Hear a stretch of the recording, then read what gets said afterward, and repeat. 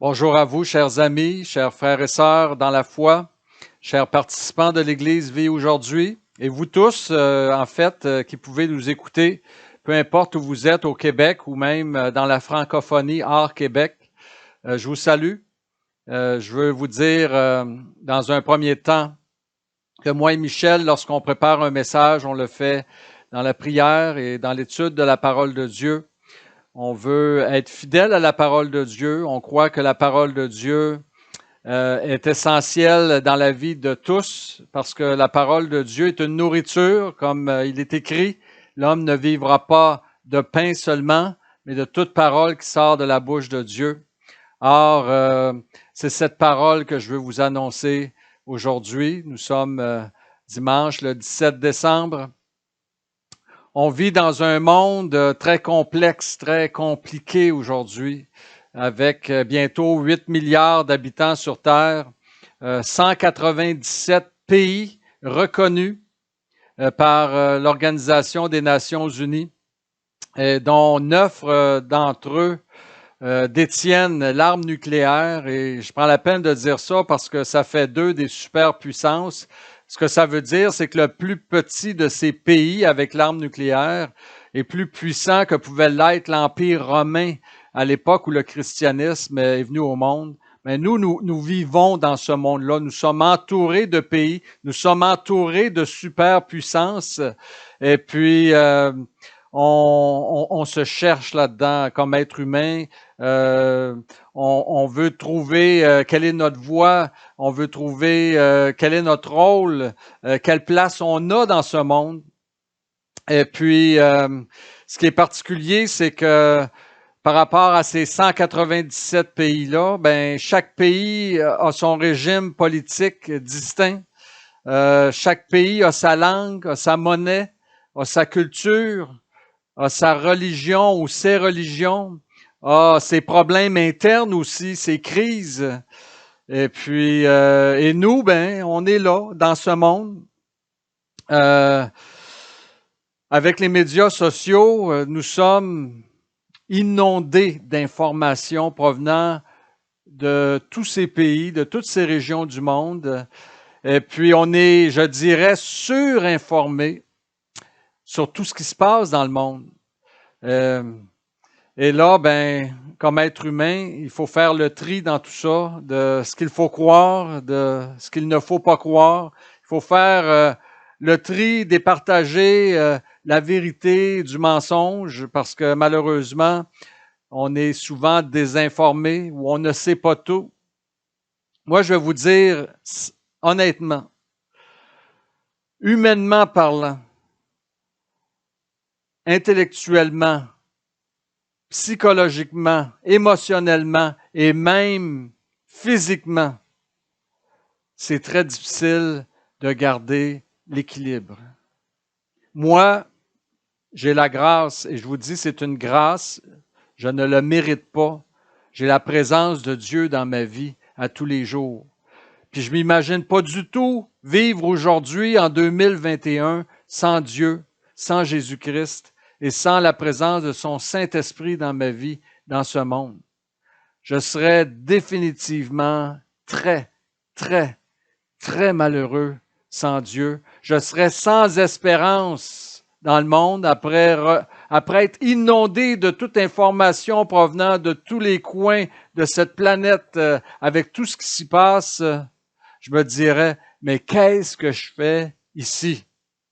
Alors, je serais sans doute comme des millions, probablement des centaines de millions de personnes qui ont le mal de vivre. C'est probablement le mal le plus répandu sur Terre.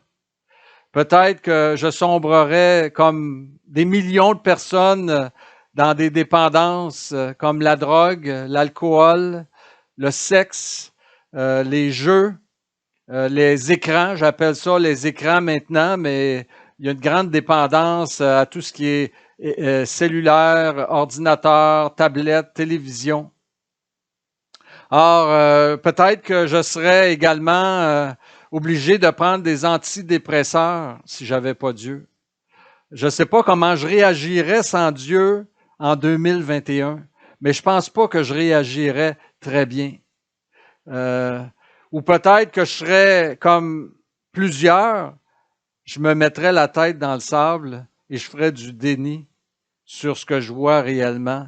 J'essaierais de me faire accroire que tout va bien, que tout va bien aller. C'est la devise durant la pandémie, ici au Québec. Je voudrais me faire croire que rien ne va venir ébranler mon petit monde, mon petit mode de vie. Je ne sais pas pour vous, mais pour moi, le monde ne va pas bien. Le monde ne s'en va pas dans la bonne direction.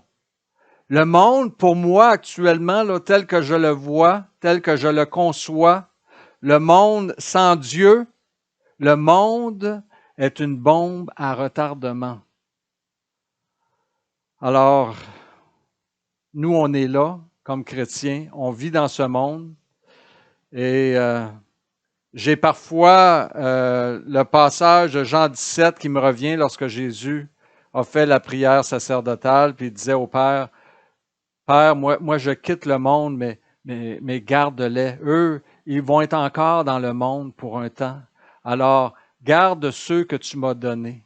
Alors, j'ai cette confiance, j'ai cette paix, j'ai cette assurance que même si le monde est une bombe à retardement, malgré tout, je peux vivre en paix parce que Dieu est là et Dieu me garde et Dieu va me garder jusqu'à ce qu'un jour je sois près de lui dans sa maison. Et il va le faire pour chacun de ceux qui croient en Jésus-Christ, pour chacun de ceux qui sont sincères, pour chacun de ceux qui ont l'Esprit de Dieu en eux. La parole de Dieu dit, si vous n'avez pas le Saint-Esprit, si vous n'avez pas l'Esprit de Dieu qui crie « Abba, Père » au-dedans de vous, vous ne lui appartenez pas. Alors, je vous encourage, si vous sentez que vous n'avez pas l'Esprit de Dieu en vous, invoquez Dieu qu'il vous donne le Saint-Esprit. Et vous savez quoi? Dieu va vous le donner. C'est sa promesse. C'est la promesse qu'il a faite dans sa parole. Parce que nous, on s'est donné de bonnes choses à nos enfants, méchants comme nous sommes, et Jésus a dit, combien plus mon Père céleste donnera-t-il le Saint-Esprit à ceux qui le lui demandent. Dieu est prêt à adopter tous ceux qui lèvent la main et qui disent, Seigneur, moi je me sens seul dans ce monde, je me sens malheureux, misérable dans ce monde, j'ai besoin d'être conduit, j'ai besoin d'avoir une famille, j'ai besoin d'avoir un père, mais un père plus grand que tous les pères de ce monde, un père qui est capable de résoudre des problèmes, les problèmes de ma vie, les problèmes de ce monde, et ce père existe, c'est le Père du ciel. Jésus est venu vous le présenter, il est venu nous le présenter, il est venu nous l'offrir, nous le donner en quelque sorte. Et avant de partir, il a dit à ses disciples, je m'en vais vers mon Dieu qui est votre Dieu, je m'en vais vers mon Père qui est votre Père.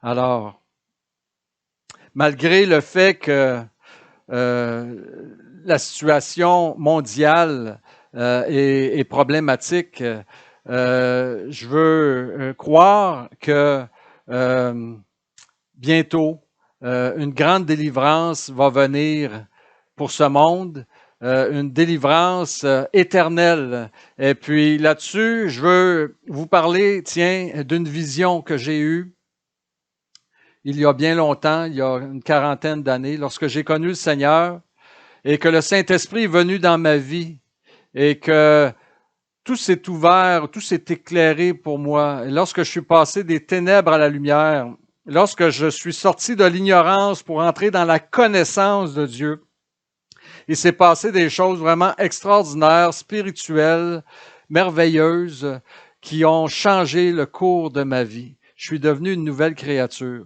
Et comme il est prophétisé dans l'Ancien Testament, à l'époque où Jésus va venir, eh bien, il est dit que les disciples, ceux qui auront cru en lui, auront des visions, des songes.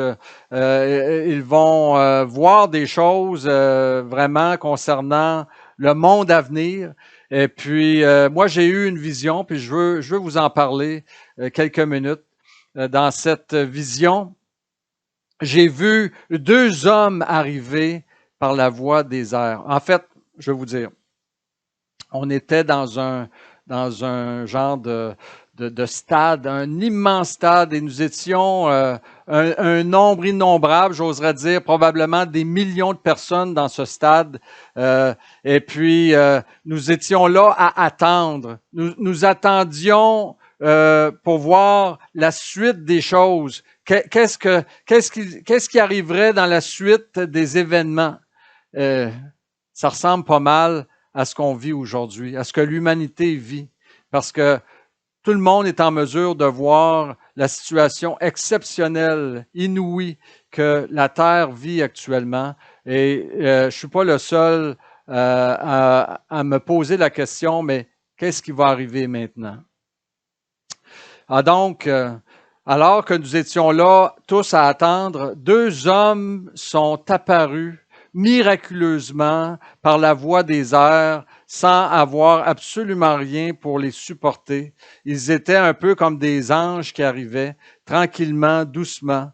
Et puis là, tout le monde était dans l'admiration, tout le monde était dans la stupéfaction de voir ces deux hommes arriver. Et il y a une voix qui a dit, « Voici, ce sont le faux prophète et l'antéchrist. » Et là, moi, je veux vous rappeler que je suis dans mes premiers pas. J'ai même pas lu encore l'Apocalypse à ce moment-là, bien que j'avais, je l'avoue, entendu parler de l'Antéchrist, mais j'avais très peu, sinon pas de connaissances sur les choses à venir. Et c'est pour ça que pour moi, cette vision était particulière. Et puis, donc, tout le monde était dans la stupéfaction de voir ces deux hommes, ces deux êtres arriver, et la voix qui a dit, « Voici le faux prophète et l'antéchrist. » Et en fait, quand on regarde, j'invente rien, dans l'Apocalypse, on nous parle du faux prophète qui va marcher à côté de la bête, la bête, c'est l'antéchrist, et puis ils vont marcher ensemble, vont faire des prodiges dans ce monde, ils vont séduire les populations de ce monde, et puis la bête, l'antéchrist, va se faire adorer et servir comme s'il était Dieu lui-même. Alors, je veux vous dire ceci. Je ne sais ni comment, et puis je ne prétends pas savoir comment. Je ne sais ni quand, et je ne prétends pas savoir quand. Et je ne sais ni qui, et je ne cherche même pas à savoir qui. Mais je sais que cela va arriver un jour. Je sais que le monde va vivre bientôt des chambardements qui vont affecter tous les pays, tous les gouvernements, tous les hommes et les femmes de toute langue, de toute nation. Et ces chambardements vont mettre la table pour le retour glorieux du Seigneur Jésus-Christ, selon ce qui est écrit dans la parole de Dieu. Alors, est-ce que je vais être vivant encore quand cela va arriver? Est-ce que je vais être mort? Je ne le sais pas. Mais ce que je sais, c'est que plus on avance dans les temps, plus il est évident que cela va arriver. Jésus a dit, il n'y a pas un iota, il n'y a pas un point sur un i qui va tomber, que tout ne soit accompli. Et non seulement Jean a décrit ces choses dans l'Apocalypse, Daniel l'avait écrit dans son livre de Daniel dans l'Ancien Testament, et Jésus a confirmé toutes ces choses dans Matthieu 24 et dans ses discours eschatologiques. Alors, cela va arriver et il faut se tenir prêt parce qu'on ne sait ni le jour ni l'heure. Alors, on ne peut pas le prédire, mais on peut pas. Ça veut aussi dire, il faut s'attendre que ça peut arriver bientôt. La parole de Dieu nous dit que Jésus va revenir comme un voleur dans la nuit. Donc, les gens, le monde ne s'y attend pas, mais Paul nous dit dans Thessaloniciens, mais vous n'êtes pas du monde pour être surpris. Vous êtes des enfants de lumière. Alors, vous vous attendez naturellement au retour de Jésus-Christ. Parce que comme le dit la parole de Dieu, Christ, notre Pâque, a été immolé. Et cela fait référence à la Pâque dans l'Ancien Testament, dans l'Ancienne Alliance, lorsque Moïse en Égypte a inauguré la Pâque et que la Pâque a été faite pour la première fois. Pâque qui veut dire passer au-dessus de, Et en anglais, on va dire Passover. Et ça veut dire ça, parce que en fait, il y avait l'ange de la mort, on va l'appeler ainsi, qui devait passer. C'était le dernier fléau des 10 fléaux d'Égypte. Et cet ange de la mort devait donner la mort à tous les premiers-nés en Égypte. Et puis, Moïse a parlé au peuple et a dit, avant que l'ange passe, avant que cela s'accomplisse, vous allez immoler un agneau. Et puis, vous allez répandre le sang sur le cadrage de vos portes. Et quand l'ange va passer, qu'il va voir le sang, il ne frappera pas dans votre famille. Et cela est symbolique, naturellement, et préfiguratif de Christ qui a donné son sang. C'est pour ça que Christ, notre Pâque, a été immolé. C'est que le sang de l'agneau, qui est le sang de Christ, est notre protection. Il est celui qui nous délivre de la mort du péché, naturellement, parce que le péché donne la mort, c'est ce que la parole de Dieu nous dit. Et donc, le sang de l'agneau est notre protection. Tous ceux qui sont sous le couvert de la protection divine par Jésus-Christ ne périront pas, mais ils auront la vie éternelle. Et lorsque les Juifs, donc, à la Pâque en Égypte, devaient faire la Pâque, eh bien, la parole de Dieu dit qu'ils devaient être chaussés, avoir leurs souliers aux pieds, avoir leur ceinture ceint à la taille, ils devaient avoir leur bâton à la main et être prêts à partir. Et cela aussi est encore symbolique de ce que nous, chrétiens, devons faire, parce que la parole de Dieu nous dit que ce que le peuple a vécu, il l'a vécu pour nous servir d'exemple à nous qui sommes parvenus à la fin des siècles. Et ils sont l'ombre des choses à venir. Alors, c'est un enseignement qui nous est communiqué pour nous dire que tous ceux qui sont en Christ, tous ceux qui sont sous le couvert de la protection du sang de l'agneau, doivent se tenir prêts pour le jour où Christ va venir.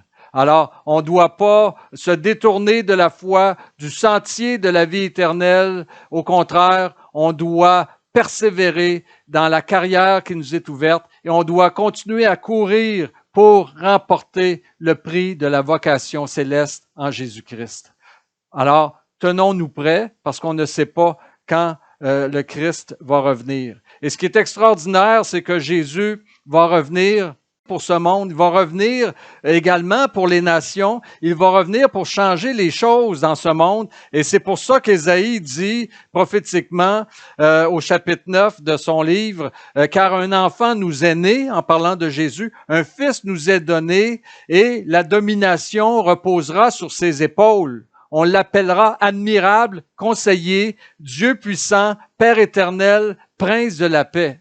Alors, ce que je trouve extraordinaire, parce que dans le livre de la Révélation de Jean, on nous dit que Jésus, lorsqu'il va revenir, il va paître les nations avec une verge de fer. En fait, il va pas paître les nations pour, comme un despote, comme un tyran, comme un dictateur, mais il va diriger les nations vers Dieu, vers l'obéissance à Dieu, vers la justice, vers la vérité.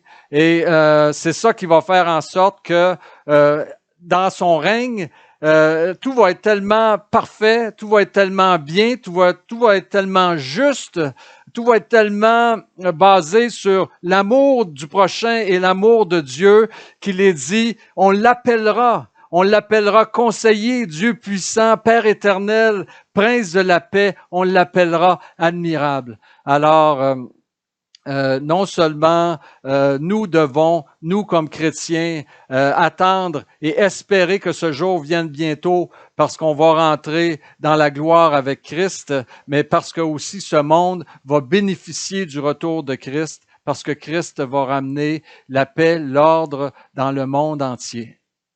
Et donc, moi, le message que j'ai pour vous ce matin, c'est un message qui est un message de consolation et d'espérance, mais c'est aussi un message de conseil et d'instruction. Et le titre de ce message, est-ce que je vous l'ai dit? Je pense que oui. Je vais vous le redire si je ne l'ai pas dit. Je vous recommande à Dieu. Je vous recommande à Dieu. Alors, ce verset, ce passage, cette phrase est tirée d'Acte 20 et c'est Paul qui l'a prononcé à l'égard des chrétiens de l'Église d'Éphèse. L'Église d'Éphèse est une église que Paul a fondée où il a passé près de 3 ans dans son 2e voyage missionnaire. Et lorsqu'il terminait son 3e voyage missionnaire, il a décidé d'arrêter une journée, à peine, même pas, une demi-journée à Éphèse. Et puis, il a fait venir les anciens, il a fait venir des disciples de l'Église, et puis il leur a donné quelques conseils, quelques recommandations. Il leur a dit, moi, vous ne me reverrez plus dorénavant, je monte à Jérusalem, puis des liens m'attendent, et je veux vous dire aussi que vous vivrez des épreuves, des difficultés. Il y a des loups ravisseurs, des faux prophètes, des faux enseignements qui vont s'infiltrer parmi vous, qui vont faire du ravage. Mais j'ai cette confiance et j'ai cette recommandation et j'ai ce conseil à vous donner. J'ai cette salutation en quelque sorte à vous faire. Et c'est là où il dit, je vous recommande à Dieu et à la parole de sa grâce, à celui qui peut vous édifier et vous donner l'héritage avec tous les sanctifiés. Et puis, c'est ma pensée pour chacun d'entre vous actuellement. Moi, je peux pas faire grand-chose pour vous. On peut même pas se voir. On peut même pas se rencontrer. Alors, aucune église actuellement au Québec même ne peut faire de réunion. Alors, je ne peux que vous parler en ligne et je trouve ça extrêmement difficile de vous parler alors que je ne vous vois pas. Il n'y a pas d'interaction entre nous. Mais quand même, c'est la pensée de mon cœur. C'est la communication du Saint-Esprit pour vous. Vous êtes recommandés à Dieu. Je vous recommande à Dieu et à la parole de sa grâce. Pourquoi? Parce que Dieu est là. Dieu est vivant et Dieu prend soin de vous. Dieu est tout-puissant. Dieu vous aime également et sa parole est vérité. Le christianisme dans lequel vous marchez, le Jésus-Christ en qui vous croyez, sont véritables. Et puis, vous êtes dans la vérité. Alors, ayez cette confiance que Dieu va vous garder. Lorsque Paul a écrit dans Corinthiens, il dit, moi j'ai semé, mais et Apollos a arrosé, mais c'est Dieu qui est grand parce que c'est Dieu qui fait croître. Alors Dieu agit, Dieu a toujours agi dans ce monde, mais pour le fondement de l'Église, lorsque Paul a travaillé, il dit, je n'oserais mentionner aucune chose si Jésus-Christ ne l'avait pas accompli par moi. Et puis c'est la preuve que Dieu agit. Dieu agit encore aujourd'hui. Dieu agit dans ma vie et Dieu agit dans la vôtre aussi. Il agit dans la vie de tous ceux qui se confient en lui. Alors, ayez cette confiance que vous n'êtes pas seul, même si vous souffrez également, comme moi certainement, de ne pas voir de frères et de sœurs. Vous vous souvenez lorsqu'on a recommencé nos réunions au mois d'octobre, je crois, fin septembre, début octobre, enfin dans ces eaux-là. On était tellement contents de se voir. On réalisait tellement combien c'était important de se voir. Alors, je sais qu'actuellement, vous souffrez d'être seul comme chrétien. On n'est pas fait pour vivre notre vie chrétienne seul. C'est pour ça qu'il y a l'existence des églises qui veulent dire ecclésia. Ecclésia, ce sont des communautés, la communauté des appelés hors de ce monde, et puis hors de la condamnation également. Et donc, la communion fraternelle est extrêmement importante, elle est essentielle. C'est la raison pour laquelle Jésus dit, je vais vous donner un commandement, et c'est celui-là, aimez-vous les uns les autres comme je vous ai aimé. Mais c'est difficile de s'aimer quand on ne se voit pas, quand on ne peut pas se toucher, quand on ne peut pas marcher ensemble physiquement. Alors, je sais donc que vous en souffrez. Et c'est pourquoi dans cette période difficile, je vous recommande à Dieu. Je prie pour que Dieu s'occupe lui-même personnellement de vous, qu'il fasse sentir sa présence, que sa providence se réalise dans vos vies, que son plan se réalise dans vos vies, que sa grâce se manifeste dans vos vies malgré le confinement, malgré les moments difficiles que nous vivons. Et ce qui est merveilleux, je sais qu'il va le faire. Et comme Paul le dit, Paul le savait, il dit, je vous reverrai plus, chers Éphésiens. J'ai été votre père, j'ai été votre mère pendant 3 ans. Je voudrais pouvoir veiller sur vous, je voudrais pouvoir vous défendre, je voudrais pouvoir vous protéger de ces loups ravisseurs, de ces faux enseignants, de ces faux enseignements. Je voudrais pouvoir vous aider à marcher dans la vérité jusqu'à votre dernier souffle, mais je ne peux pas le faire. Alors, je vous recommande à Dieu. Ayons cette confiance, ayons cette assurance, ayons cette foi que Dieu prend lui-même soin de nous. Que Dieu est fidèle à son plan. Ce qu'il a commencé en nous, il va l'accomplir, il va le réaliser et il va l'amener à la perfection. À celui qui peut nous édifier et nous donner l'héritage avec les sanctifiés.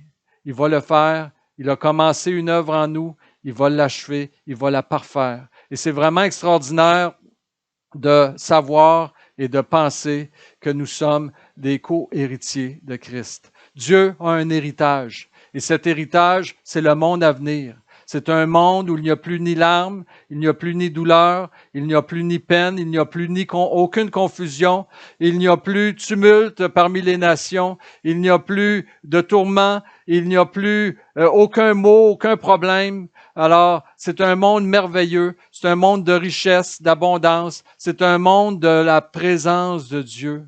Alors, ce monde, c'est notre héritage. Et cet héritage-là, il est donné et il va être donné à tous ceux qui sont sanctifiés par le sang de Christ. Vous êtes les sanctifiés du Seigneur. Soyez en paix, soyez confiants, mais en même temps, soyez des combattants de la foi. Ne cessez pas de prier. Priez pour l'Église, priez pour moi, priez pour vos frères et pour vos sœurs. Priez pour les défis de l'Église vit aujourd'hui, dans les semaines et les mois à venir. Priez pour le salut des âmes. Combattez dans la prière. La prière est une arme efficace parce que nous sommes encore sur le terrain de l'ennemi et nous avons besoin d'être des soldats de lumière, des soldats victorieux, des soldats qui marchent avec Christ. Alors, chers amis, chers frères et sœurs, je vous aime.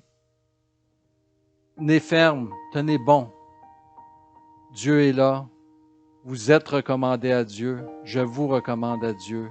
Continuez à marcher en Dieu.